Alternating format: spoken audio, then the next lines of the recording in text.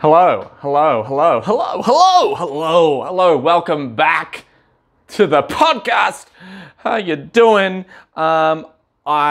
This is take 2 because I dropped my phone in the last one and it was going so well.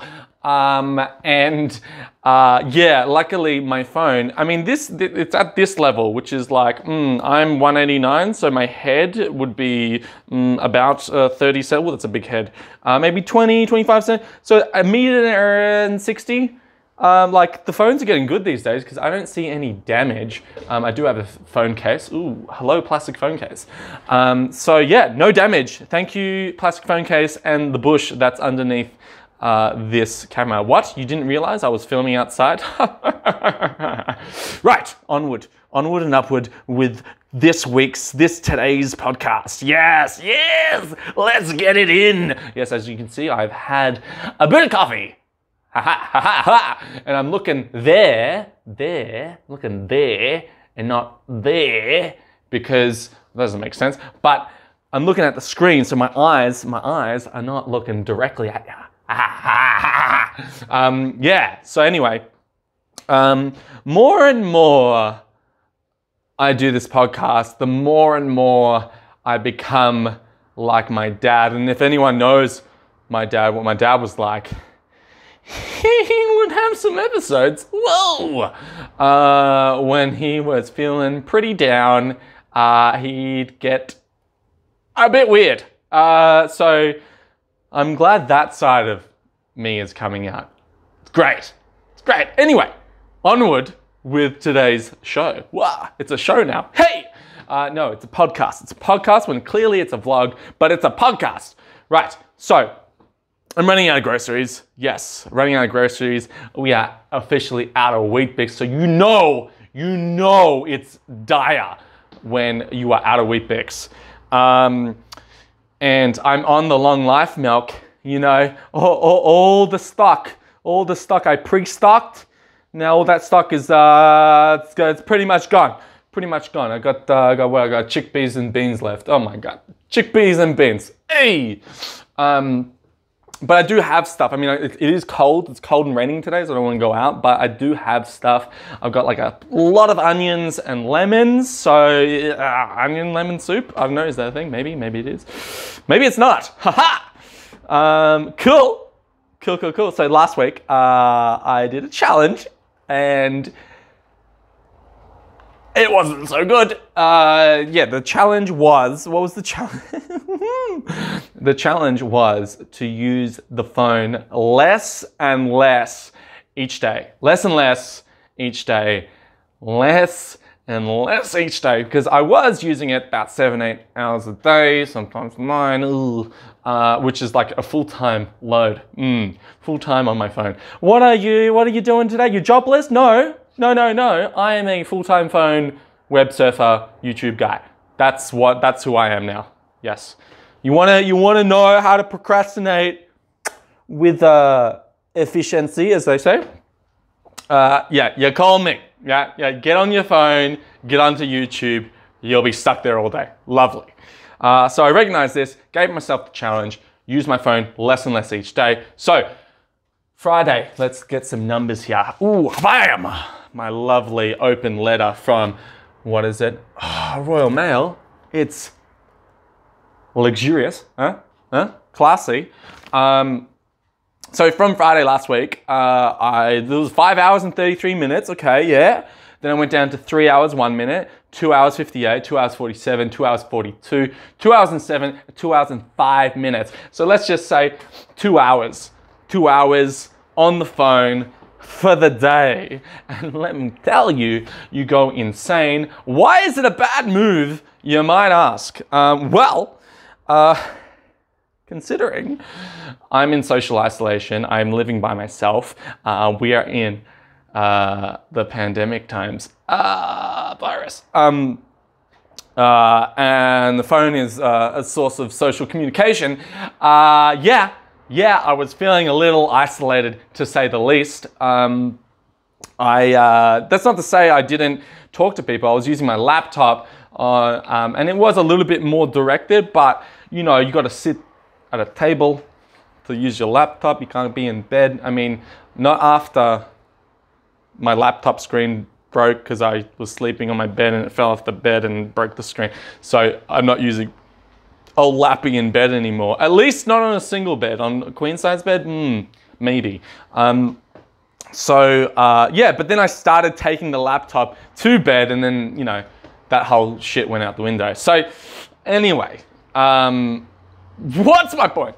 Okay, let's get some noties. Ooh, different note material, medium. Ooh, lovely. Negatives. Let's start with the negatives first, because, you know, then we'll like sandwich it with the positives. Okay, less social contact. Yes, clearly. And yes. Okay, less social contact. More isolating. Great. And clearly it's impractical because I'm like, can't use it because I've used it, like, you know, let's say, I got 3 hours for the day. I'll just slack on it for like 2 hours in the morning and then go, shit, I gotta you know, use it, and so then I can't use it. So it's kind of like, shit, I want to call someone, but I can't. But funnily enough, the Google app used, it's called the Digital Wellbeing. So if you have a Google phone, an Android phone, you can go into it, and as long as it's a newish version, and you can see how much you're using per day. Now, what it doesn't do is that it counts screen time, not audio time. So I was figuring out, I was like, if I call people or if I play music or, you know, podcasts, whatever, and have the screen off, then it doesn't count to your screen time. Which is kind of cool because it does make sense when you're listening. It's a different, using different fractured cortexes, you can free up some brain space to do other things and feel a little bit better about yourself. But here are the positives of doing this challenge. One, using my phone less. So that was the original goal. I did it. Great. Woo! Two, getting distracted and procrastinating way less. Way less. So like, especially in the morning when you want to get out of bed, you're like, fuck it, use the phone, beep, beep, beep. 3 hours later, you're like, oh shit, where'd the time go? It's noon. So it's like, because of this like time pressure, it's like, all right, got to get up and do something. But flip side to that, you're like putting yourself into like unnecessary pressure. It's like, oh fuck, oh no, I need to do something. And what I found was actually pretty good was that less obsessing if someone's going to reply or not. Now, in these times, people are still shitty on the text. Real fucking shitty on the text. And so you'll have a conversation, as everyone does. Remember the good old days where you'd write AFK and then you'd fuck off and you know, drink a little tea or go to the toilet, whatever, and then come back? Or a BRB, you know, AFK, away from keyboard, BRB, be right back, you know what I'm talking about. Those days, long gone, long freaking gone, because we're all opening new tabs and like, you got like 70 messages with different people on the go, and it's like, oh my God. So our politeness, our niceties have all gone. And so then you start stressing like, okay, why hasn't this person replied to me? What's going on? I'm waiting, I'm waiting. I've got nothing better to do than wait.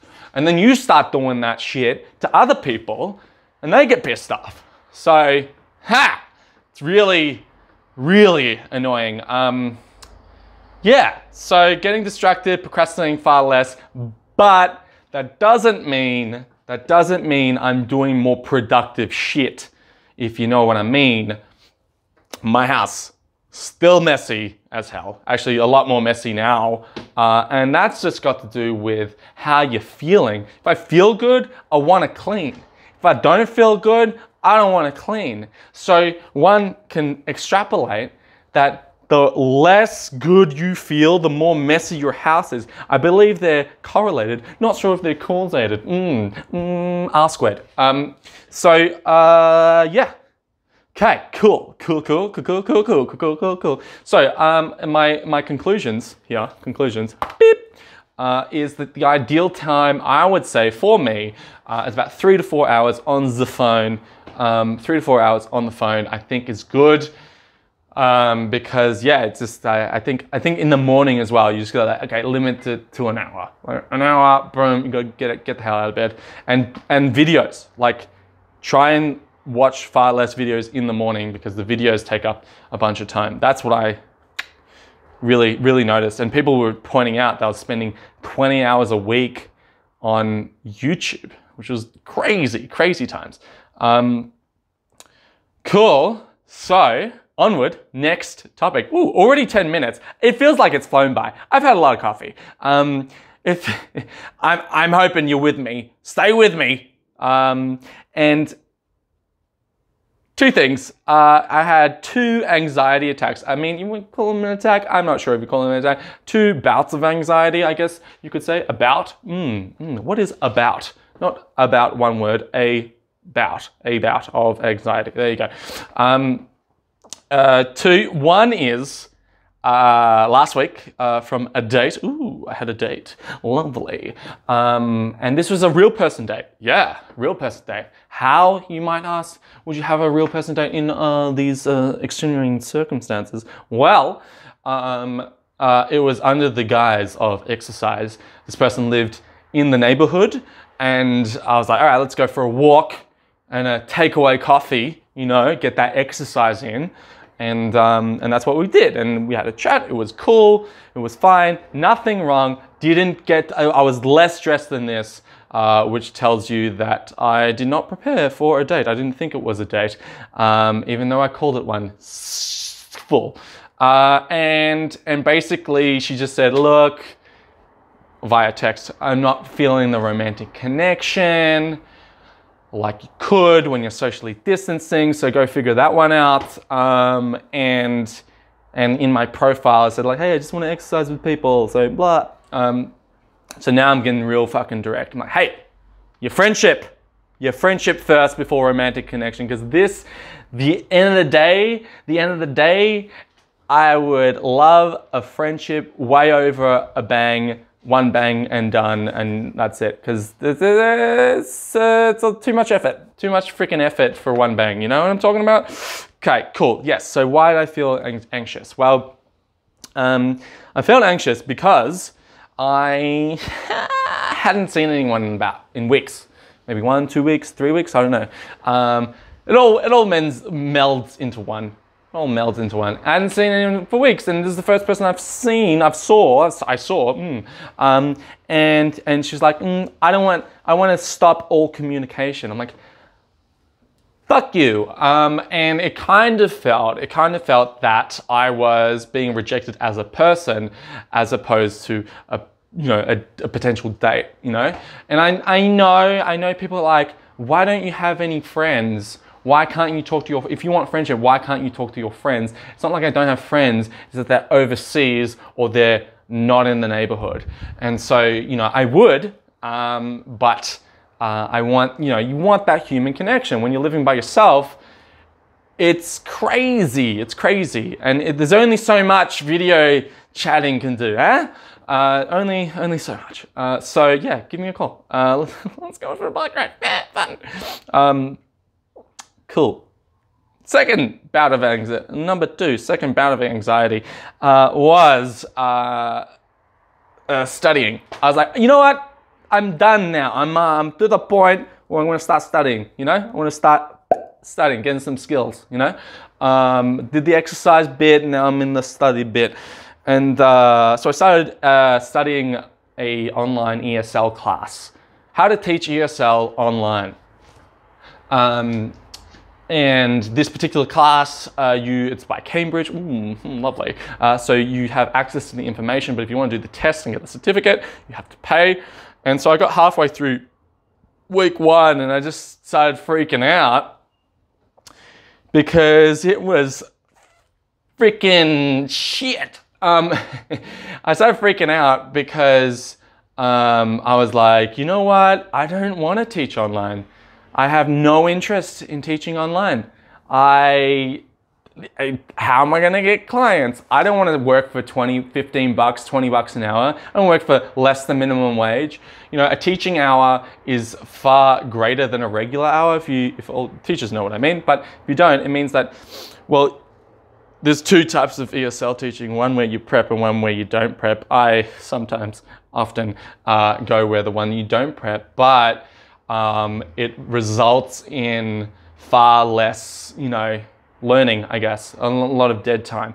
So a good ESL lesson is one that's prepped, as you can imagine. So if you have to prep for every lesson, that's at least an extra half hour, at least. And if you're doing Cambridge type stuff, if you're doing IELTS stuff, if you're doing stuff to get into university, you want to prep, you want to have materials, you want to have shit ready to go. So it's going to take you more than just 1 hour. So for people going, oh, well, fucking 25 bucks, that's not that bad, you know.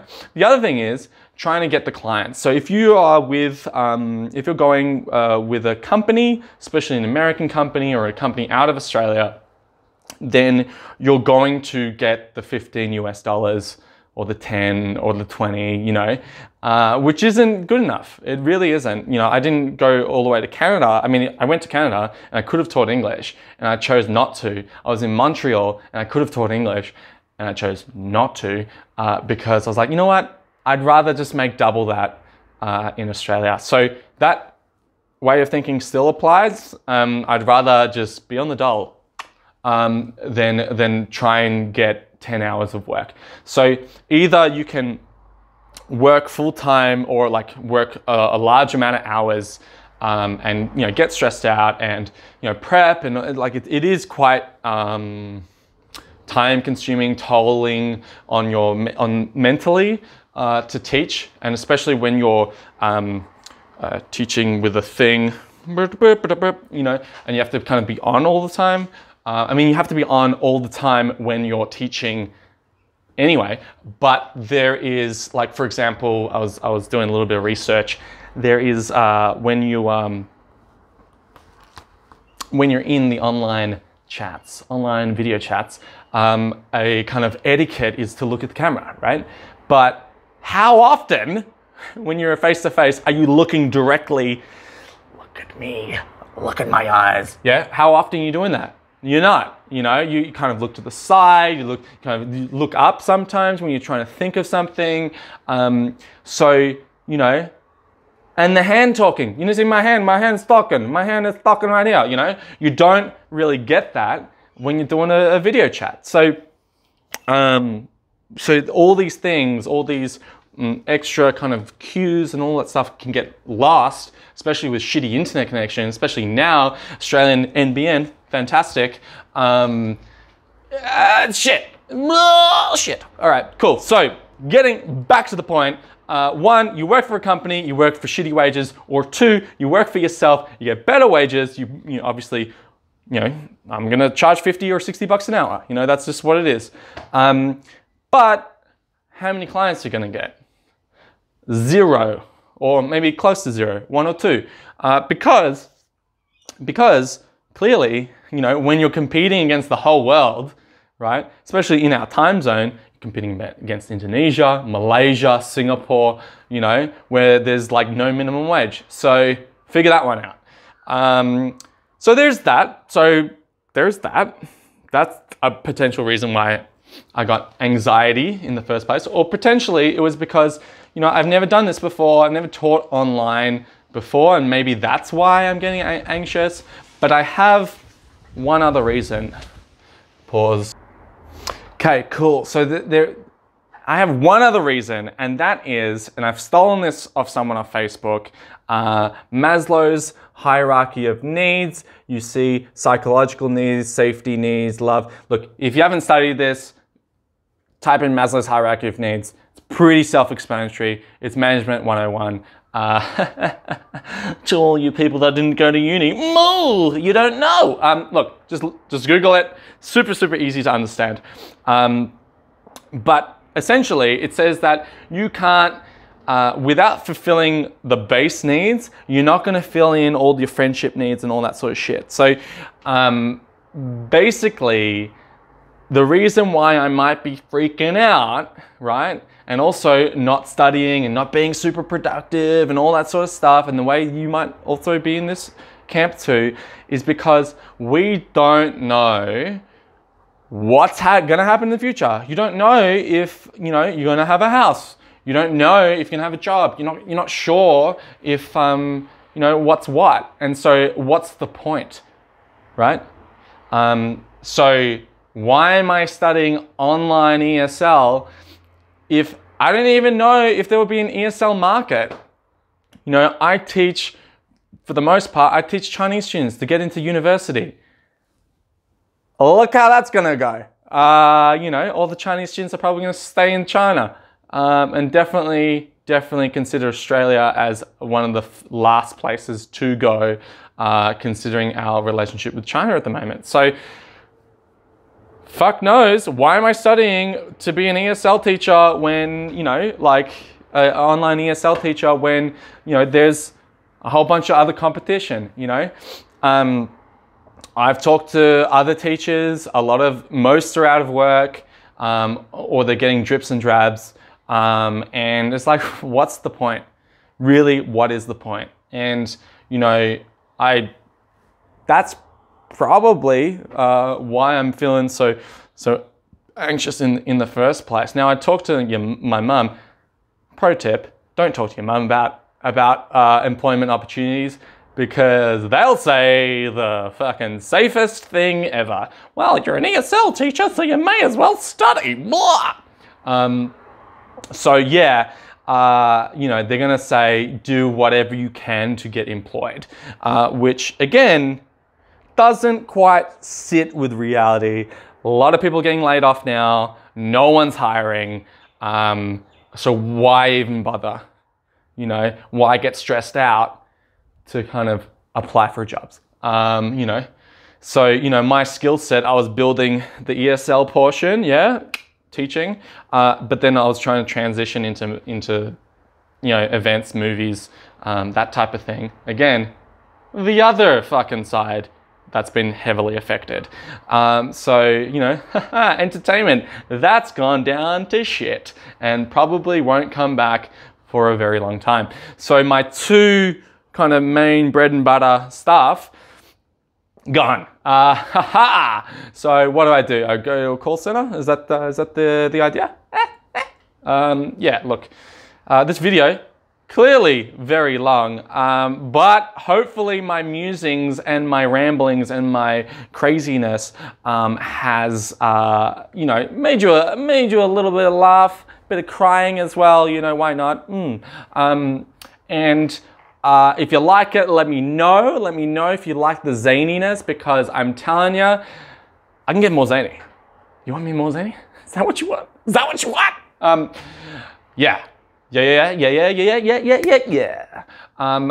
second thing is another challenge numero dos for next week is to get the trombone from freaking high school, start learning it again, and learn to play a song so I can perform it here on the pod. Wouldn't that be a sweet sound? Yeah, enjoy. Thanks if you're still here, thank you very much, and I'll see you next time.